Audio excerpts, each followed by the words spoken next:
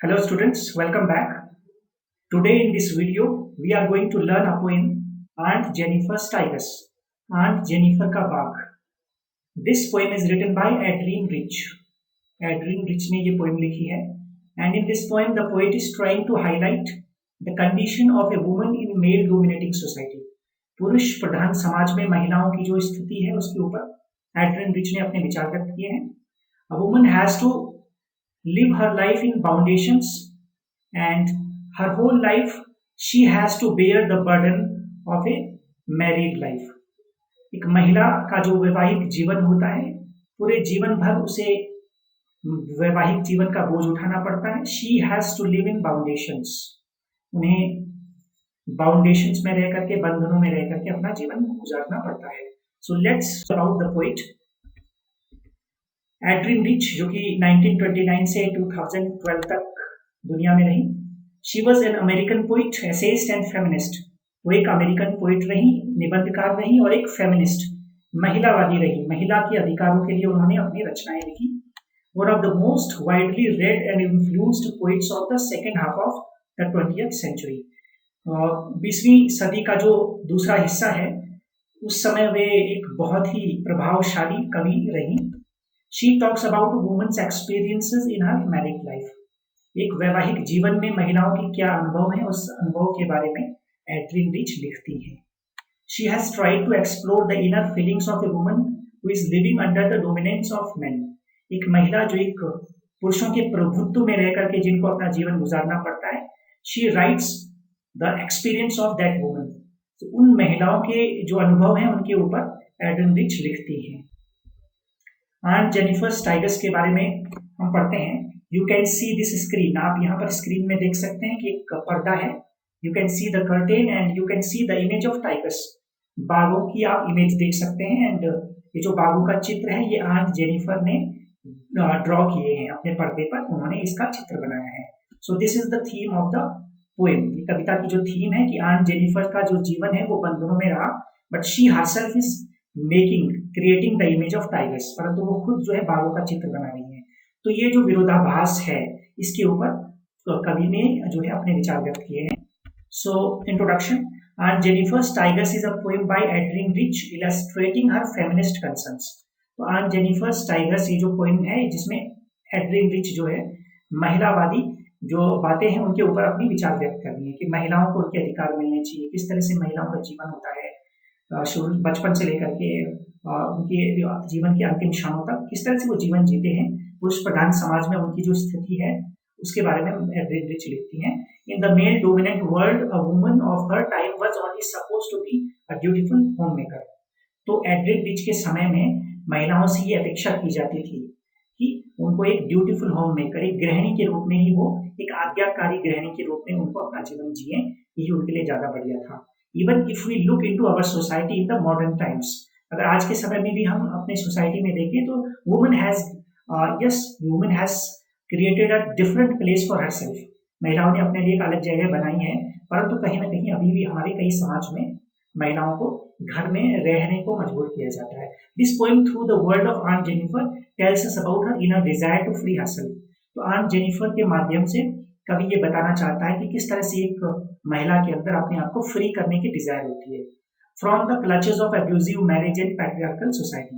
तो जो शादीशुदा जीवन के जो एब्यूजिव जो मैरिज होती है, किस तरह से जीवन की शादीशुदा जीवन की प्रताड़नाएं होती हैं, बंधन होती हैं एक पैट्रियार्कल सोसाइटी में, पुरुष प्रधान समाज में, उसके ऊपर एड्रिन रिच ने आंट जेनिफर टाइगर्स जो पोएम है उसके माध्यम से अपने विचार व्यक्त. सो फर्स्ट स्टेंजा में let's read. Aunt Jennifer tigers prance across a screen, bright topaz denizens of a world of green. They do not fear the men beneath the tree. They pace in sleek chivalric certainty. Aunt Jennifer tigers prance. So prance का मतलब है walking करना, move around with high springy steps. एक तरफ से दूसरी तरफ तक चहलकदमी करने को हम prance कह सकते हैं. Across a screen, स्क्रीन हम कहते हैं पर्दे को. तो अभी पीछे हमने देखा कि पर्दे पर टाइगर्स की इमेज बनी हुई है, चित्र बना हुआ है. तो आंट जेनिफर का जो टाइगर है, उन्होंने आंट जेनिफर ने कर्टेन के ऊपर, स्क्रीन के ऊपर जो टाइगर बना है वो स्क्रीन में एक तरफ से दूसरी तरफ तक चहलकदमी कर रहा है। It is prancing across a screen, screen के चारों तरफ जो है वो प्रांच कर रहा है, वो मूवमेंट कर रहा है। Bright topaz denizens of a world of green. Topaz topaz जिसे हिंदी में पुखराज कहते हैं, it is a bright yellow coloured stone. पीले रंग का एक स्टोन होता है जिसको हम फिंगर में पहनते हैं रिंग के साथ। सो ब्राइट टोपाज डेनिजन्स, तो ये जो धारीदार येलो कलर का ये जो डेनिजन है, डेंस का मतलब होता है गुफा, ये जो गुफा में रहने वाला, ये जो जंगल में रहने वाला जो ये प्राणी है जो कि येलो कलर का टोपाज कलर का है, of a world of green, ये जंगलों की दुनिया का रहने वाला जो ये जानवर है, ये आज पर्दे पर एक तरफ से दूसरी तरफ जो है वो मूवमेंट कर रहा है। They do not fear the man beneath the tree, they pace in sleek chivalric certainty. तो ये जो टाइगर्स हैं, अगर कहीं पर कोई पेड़ के नीचे कोई आदमी भी बैठा है और कोई लोग हैं, तो ये जो जंगल का जानवर है ये किसी को भी देख करके दे डू नॉट फियर, ये डरते नहीं है। They pace in sleek chivalric certainty. Sleek means elegant, elegant का मतलब होता है शान से, शिवैलरिक का भी मतलब होता है शौर्य और पराक्रम से।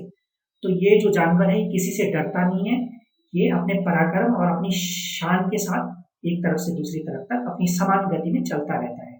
तो ये पर्दे की इस बात के ऊपर क्या है, हम एक्सप्लेनेशन देखते हैं। The poet is talking about a lady home she addresses as Aunt Jennifer. तो जो कवि हैं वो आंट जेनिफर के बारे में यहाँ पर बात कर रही हैं। She is embroidering a piece of cloth. Embroidery का मतलब होता है कढ़ाई करना, तो एक कपड़े पर वो कढ़ाई का काम कर रही है। It could be a table cloth और ए वॉल हैंगिंग, टेबल क्लॉथ भी हो सकता है और दीवार का कोई पर्दा भी हो सकता है। The pattern shows tigers who are moving and jumping around all over the fabric. और यहाँ पर उस टाइगर के बारे में बात हो रही है जो एक तरफ से दूसरी तरफ जंप करता हुआ बताया गया है। They are bright yellow in colour like the colour of the topaz stone. जिस तरह से टोपाज नाम का स्टोन होता है, पुखराज होता है, उसी तरह से इस जानवर का भी, टाइगर का भी कलर है bright yellow. The dense green forest background is their home. तो हरे भरे जो जंगल, घने जंगल होते हैं, वो बागों का घर होता है। They are the proud and fearless citizens of the forest. तो वे एक निडर और बड़े गर्व से शान के साथ चहलकदमी करने वाले जंगल के वनों के प्राणी होते हैं। Here is a contrast between aunt Jennifer and her tigers. इस स्टेंजा में जो पोइट हैं वो टाइगर के जीवन और आंट जेनिफर के जीवन के ऊपर एक कंट्रास्ट क्रिएट करने की कोशिश कर रहे हैं। किस तरह से आंट जेनिफर का जीवन रहा और टाइगर का जीवन रहा। The tigers are fearless but this lady who is embroidering them is not so. तो कवि के अनुसार टाइगर जो है वो एक निडर प्राणी होता है, लेकिन आंट जेनिफर ने अपना पूरा जीवन डर में गुजार दिया है। तो एक कंट्रास्ट क्रिएट करने की कोशिश की गई है। इंग्लिश में जैसे एक हमारा फिगर ऑफ स्पीच होता है ऑक्सीमोरोन, विरोधाभास, तो उसी तरह से ये जो इमेज है टाइगर और आंट जेनिफर का, दोनों में एक विरोधाभास है, कंट्रास्ट है कि टाइगर जो है वो बहादुर है, it is a brave animal, शिवैलरिक animal, एक बहादुर जानवर है, और आंट जेनिफर जो है वो वीक है और अपना पूरा जीवन उन्होंने फियर में गुजार दिया है। The tigers look elegant, shining and full of the gentleman's grace. तो बड़ी शान के साथ, चमक के साथ और सभ्यता, जिस तरह से जेंटलमैन चलता है सभ्यता के साथ, शिष्टाचार के साथ टाइगर जाता है, तो ये इस स्टेंजा में बताया है। Second stanza, aunt Jennifer's fingers fluttering through her wool. तो आंट जेनिफर जो कपड़े में फ्लटरिंग जो एम्ब्रॉयडरी करने का काम कर रही है, कढ़ाई करने का काम कर रही है, हर फिंगर्स आर फ्लटरिंग, उनकी उंगलियां कपकपा रही हैं। Find even the ivory needle hard to pull. तो जो नीडल उनके हाथ में, जो सुई, आइवरी नीडल का मतलब होता है हड्डियों की बनी हुई सुई, उनको खींचना भी उनके लिए बड़ा मुश्किल हो रहा है, उनके हाथ कांप रहे हैं। The massive weight of uncle's wedding band sits heavily upon aunt Jennifer's hand. तो जब आंट जेनिफर की शादी हुई होगी तो अंकल ने अपने शादीशुदा जीवन की शुरुआत के समय उन्हें वैवाहिक बंधन में बनने के समय कुछ कंगन पहनाए होंगे, अंकल्स वेडिंग बैंड, तो शादी के कुछ कंगन पहनाए होंगे, तो वो आंट जेनिफर के लिए उनका बोझ ढोना जो है बड़ा भारी हो रहा है, तो उनके हाथ बड़े कपकपा रहे हैं। सो फ्लटरिंग का मतलब होता है to move in quick irregular motions as if being agitated. Fluttering का मतलब होता है इरेगुलर मोशन, अलग असमान गति से कांपना, मतलब उनके हाथ जो हिल रहे हैं वो अनचाहे हिल रहे हैं, दे आर फ्लटरिंग, वो कांप रहे हैं। So the lady's fingers are travelling with the fear of her husband. तो आंट जेनिफर की जो उंगलियां हैं वो अपने पति के डर से कांप रही हैं। She is pursuing her hobby in her free time but probably she is still afraid of her husband who could scold her. तो वो अपना शौक पूरा कर रही हैं अपने खाली समय में, परंतु फिर भी उनके हाथ कांप रहे हैं क्योंकि उनको उनको उनके हस्बैंड द्वारा स्कोल्डिंग डांटने का डर सता रहा है। Her fingers are so tired of working endlessly all her life. पूरे जीवन भर उन्होंने काम ही किया है और इस वजह से उनके हाथ थक गए हैं। The needle is also heavy for her to pull out of the cloth. तो जब सुई को वो कपड़े से बाहर खींच रही हैं तो उसे बाहर खींचना भी उनके लिए बड़ा भारी लग रहा है। The words uncle's wedding band as the band was bought by her husband, it is his till today। तो ये जो अंकल्स वेडिंग बैंड है, अंकल के द्वारा पहनाया गया जो शादी के जो कंगन हैं या कड़े हैं, ये एक प्रकार के बंधन का, गुलामी का प्रतीक है कि किस तरह से महिलाओं को जंजीरों में जकड़ दिया जाता है। सो उसको सिंबलाइज करता हुआ अंकल्स वेडिंग बैंड है। The lady is dependent on her husband. महिला ने पूरा जीवन जो है अपने पति के ऊपर निर्भर रह करके गुजार दिया है। She is still burden by the weight of the ring. और शादी की जो अंगूठी है उसका बोझ आज तक वो ढो रही है। वेट मीन्स द एनसर्कलमेंट और trapping that has fallen upon her. और वेट का मतलब है, इसका बोझ का मतलब है किस तरह से शादीशुदा जीवन का बोझ उसने जीवन भर ढोया है। By getting married to him, uncle के साथ विवाह करके किस तरह से उन्होंने पूरा जीवन एक बोझ की तरह गुजार दिया है। She has been burden by the obligations of married life has become the man's property.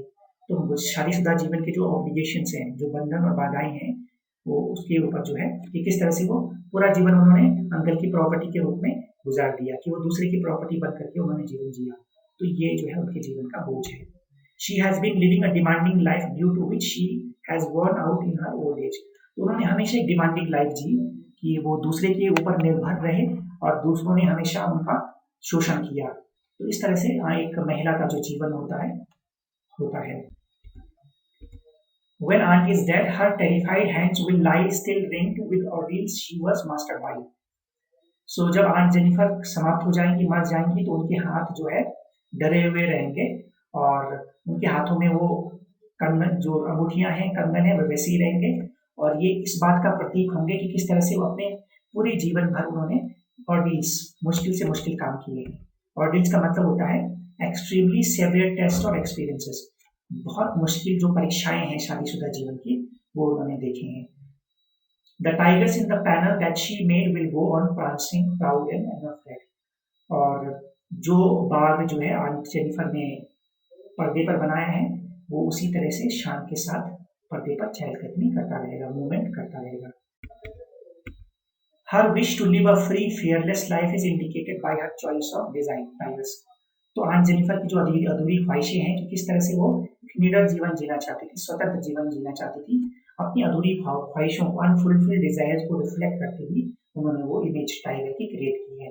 जो जीवन में वो कर नहीं पाई, वो अपनी हॉबीज के माध्यम से, अपने शौक के माध्यम से, चित्र बनाने के माध्यम से वो पूरा करने का ख्वाब देख रही है। It shows her inner most desire of being strong fearless which has been overpowered by her husband। उनकी जो अंदर की जो इच्छाएं थी, वो स्ट्रांग होना चाहती थी, लीडर होना चाहती थी, लेकिन अपने हस्बैंड के डर से उन्होंने जीवन में हमेशा दलीली रही। तो ये उनकी जो इनर मोस्ट डिजायर्स है उसको रिफ्लेक्ट कर रही है।